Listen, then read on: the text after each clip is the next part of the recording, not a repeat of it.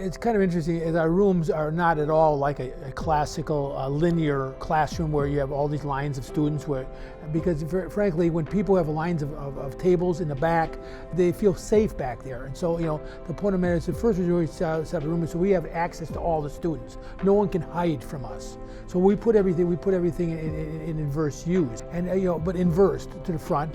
But we set it up that way for a number of reasons. One is because you can't hide from the instructor.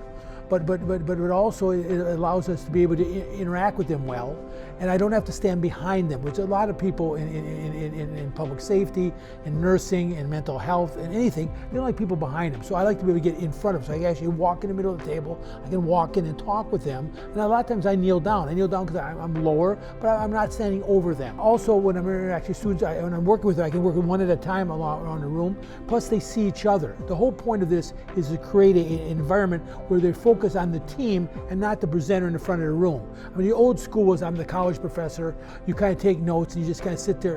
We don't want to do that. We want them to interact with each other. So we set up the tables so that you have the bigger team of 8 people, but in that 8 people team is actually broken down into 4 mini teams, and we call them elbow partners. First we show the Mona Lisa, the Mona Lisa painting. Why talk about a painting for a half hour and not show them what it looks like? So we show them what it looks like first, then we explain it, then we demonstrate it in action, and then we start practicing it. And it's a lot safer for a group that you practice it as a part of a small team, and so that's why one of the reasons we do it, so we can feel safe in that, we can work with them, and again, we can access them all the time. We have the different card suits up on a wall.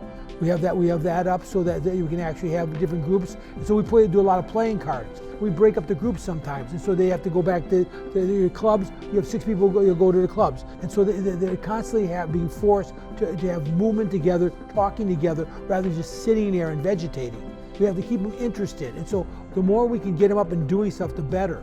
And that's why we interspace all our material together. So we'll have videos, on the wall in terms of a flip chart exercise. We'll have get up and do a physical activity like we do our proxemics. We mix it all together so that we keep them involved, so they're paying attention, but they're also learning.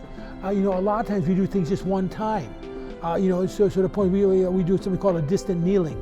Is that we just kneel down and we're talking to somebody, but we make them do that. So one time they actually practice doing it, rather than sitting there and, oh yeah, that's what I should do, and they kind of zoned out. No, they're always participating in it. We talk a lot about what we call the wow. We have the desks all set up a certain way. We have the desks set up in our inverse U's. It's all meant to say somebody took some time to do this.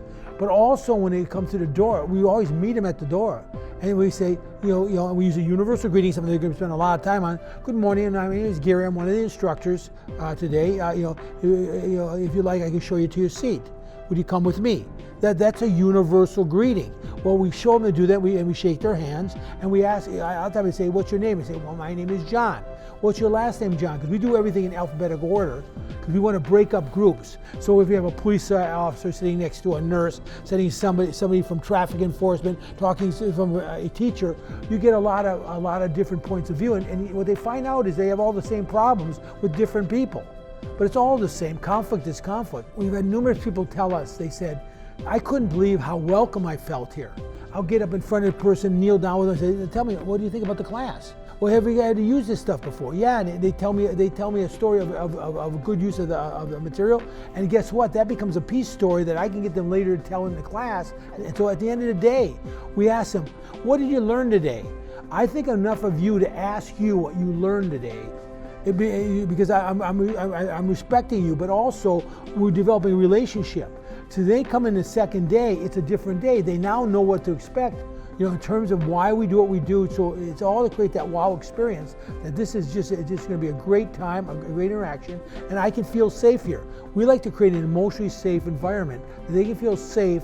It's all about treating people with dignity and showing respect. And if we want them to do that, shouldn't we do that to them first? That's why the class is the way it is.